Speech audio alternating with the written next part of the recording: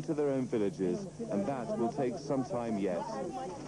Armed Peshmerga guerrillas are still manning roadblocks, searching for weapons and, they say, Iraqi secret police. Further east, British commandos are extending the area guaranteed safe for the Kurds, the Iraqi army retreating in front of them. For these Kurds who've put their faith in the protection of the Allies, a temporary home has been found in the tented city of the safe enclave camp. Convoys of food and other essentials have been pouring into Iraq from Turkey under the auspices of the United Nations, whose flag was symbolically raised today. The UN will eventually take over this operation from the Allied military. This evening, the population of Zaku has been virtually doubled by families returning home to begin a new life, safe for now, from Saddam Hussein. Glenn Glaser, News at 10 in northern Iraq. Here, the Confederation of British Industry says the end of the recession is in sight, but it's warned that the recession is much worse than anyone had expected. Its quarterly survey on manufacturing industry says unemployment will continue to rise. Speedier United Nations response to the situation in Iraq. But earlier this evening, I spoke on the phone to the UN Special Envoy to the Middle East, Prince Sadruddin Aga Khan, at his office in Geneva, and he categorically denied that the Prime Minister's letter criticized the UN. Well, actually, I'm not sure we're talking about the same communication, John. I'm aware of a letter which is dated 30 April, which is really quite an endorsement of what the UN is doing, basically. And the Prime Minister says that he's very happy that the UN flag is now flying over one of these centers in Zaku. It was said to have been, by number 10 Downing Street, it was said to have been a polite letter, but nevertheless it does surely talk about the need for urgent action, with the implication perhaps that the United Nations hasn't yet taken that urgent action. I do believe that we must do more, that we must do better. We've all been overtaken by the magnitude of this enormous exodus and by the complexity of this humanitarian challenge. The do-it-yourself stores B&Q and Wickes Building Supplies have won a Court of Appeal victory over the right to trade on Sunday. Last week, the Kurds embraced their enemy. Tonight, Newsnet has details of the deal that was sealed with a kiss. Good evening. Newsnight has obtained first-hand confirmation of the bones of the agreement between Saddam Hussein and the Kurds. The leader of the Kurdish delegation has, for the first time, revealed what took place in his talks with the Iraqis. The dictator has, it seems, agreed to surrender the grip of the Revolution Command Council and promises autonomy and free elections. Can the Kurds trust the agreement?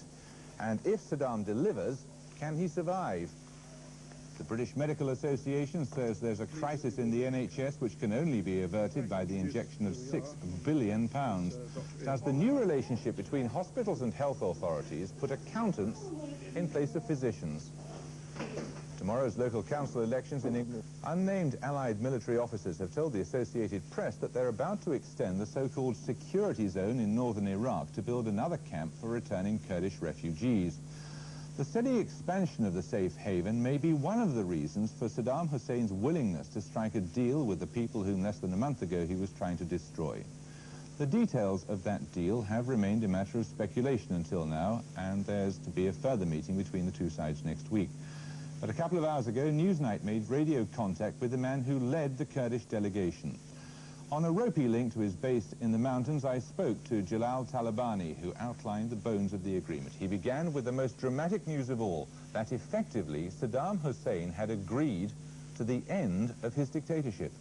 The Iraqi delegation agreed to free election for all parties and for multi-party life in Iraq.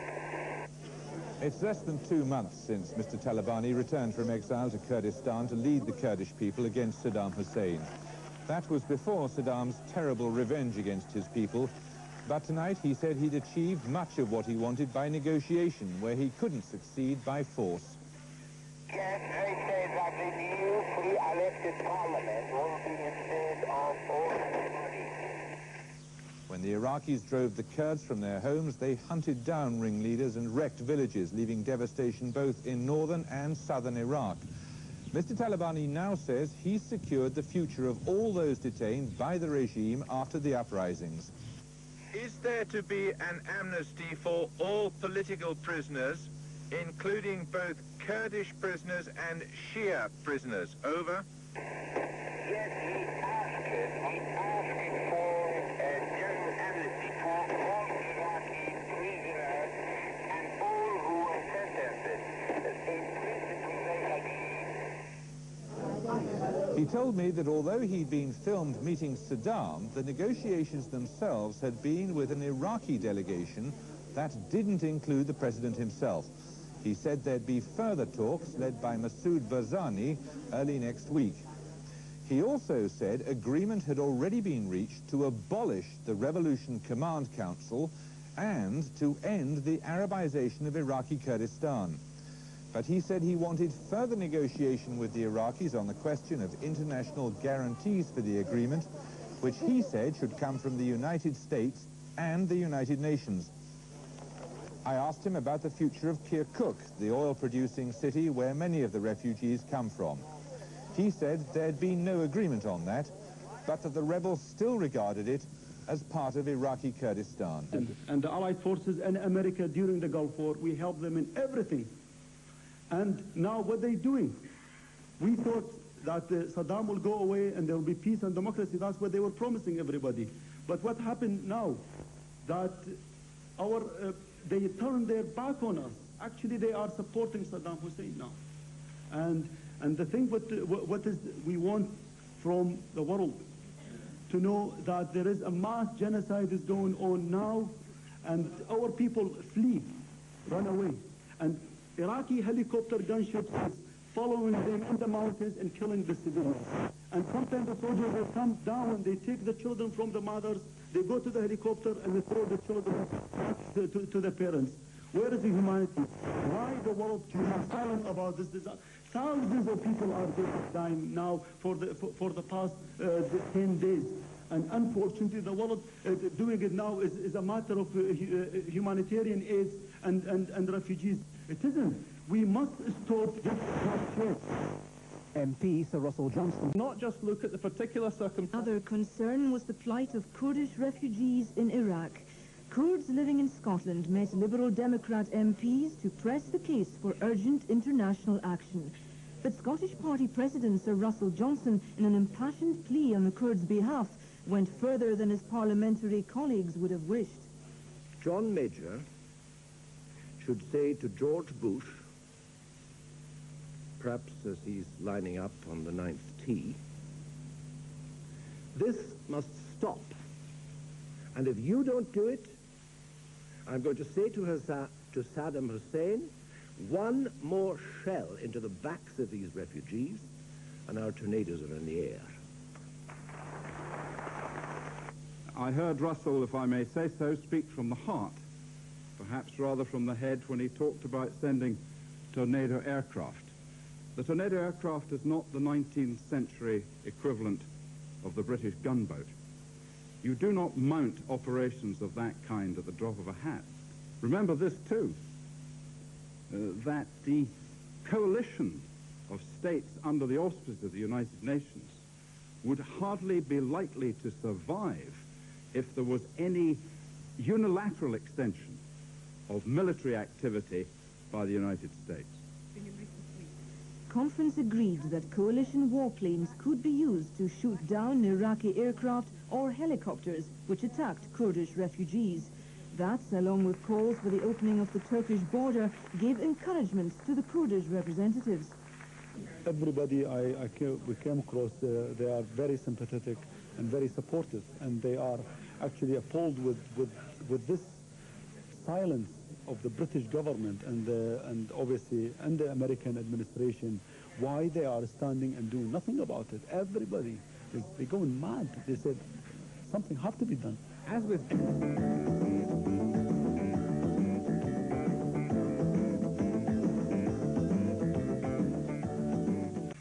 our thoughts, your thoughts, have rightly been with the millions of Kurdish people now fleeing for their lives, and the thousands, perhaps hundreds of thousands, now trapped on a narrow ridge between Turkey and the murderous forces of Saddam Hussein.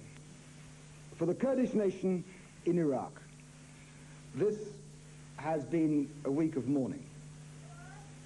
For the rest of the world, it has frankly been a week of shame. There was nothing inevitable about the scale of the suffering of the Kurds this last week. We could have helped, but we chose not to. We had the opportunity to help, we had the authority to help, and all we lacked, all our leaders lacked, was the will to help. And when the history of these few months comes to be written, I believe this failure of common humanity will loom quite as large as the brilliant success of the war to liberate Kuwait itself. So what should happen now? First, we must rush urgent aid to those now suffering. At last, of course, this is being done. But I fear it will be too little. And for many, it will certainly be too late. Second, Saddam Hussein must be told that we will destroy any aircraft, any helicopter on offensive operations without hesitation.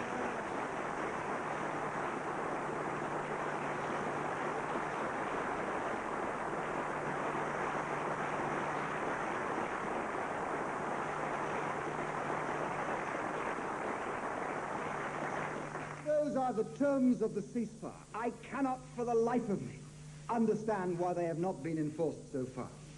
A further invasion of Iraq would be, frankly, pointless, counterproductive, probably militarily impossible. But that does not rule out the use of our air supremacy. Saddam's aircraft and helicopters must be kept on the ground if they intend or carry out any offensive operation. Third, Turkey must now be persuaded to open its borders with clear offers of international assistance with the flood of refugees with which they're going to have to cope. Fourth, the United Nations should now reaffirm the terms of the 1948 Convention on Genocide. Saddam Hussein has clearly infringed the terms of that convention. There can be no relaxation of the sanctions on Iraq. That must be self-evident. And finally, our nation and the other nations of the coalition should now make it clear that we are not neutral about internal events in Iraq. Where there is a conflict between dictatorship and democracy, you cannot be neutral. You must be on the side of democracy. And we should give assistance now.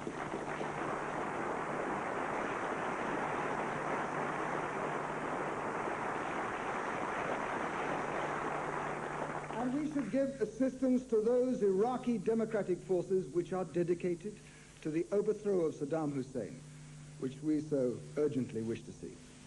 You know, there can be no doubt about it. Our Prime Minister has been far too slow to act, and he has been far too concerned just to follow where the Americans have led. Is it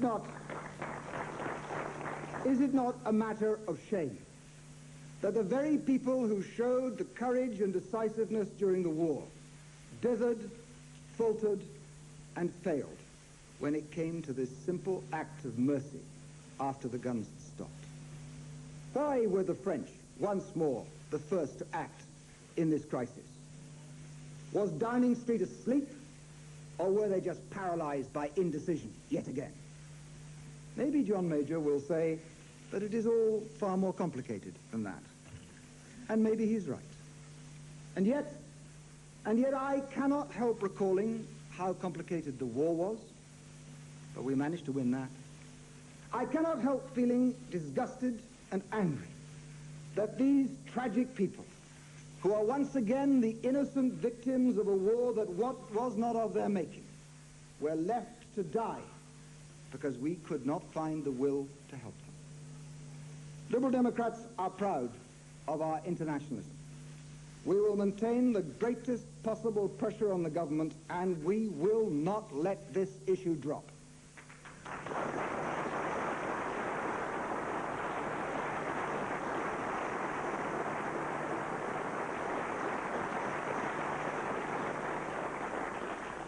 Now, fellow Liberal Democrats, what has become so clear over the last few months is that our party will now have a decisive impact on the outcome of the next general election. Our success in the 2 parliamentary by-elections at Eastbourne and Ribble Valley was not just a triumph for our campaigning in those constituencies. It was also a resounding confirmation of the steady progress that our party has made up and down the country since we last met. You know, in politics, where you are is not as important as the direction in which you are travelling. And as we see from the opinion polls and elections here in Scotland and elsewhere throughout Britain, I'll tell you where the parties are. The Tories are going down, the Labour Party is stuck, and the Liberal Democrats are on the up.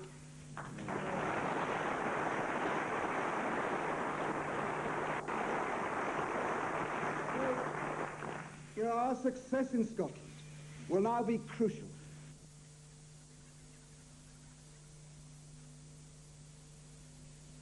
To draw the sting of the other parties and make clear exactly where Scotland stands. The leadership, it has to be said, is unhappy with this plan because they say they've spent 2 years negotiating the convention scheme and don't want somebody to open it up now to a general ballot of public opinion.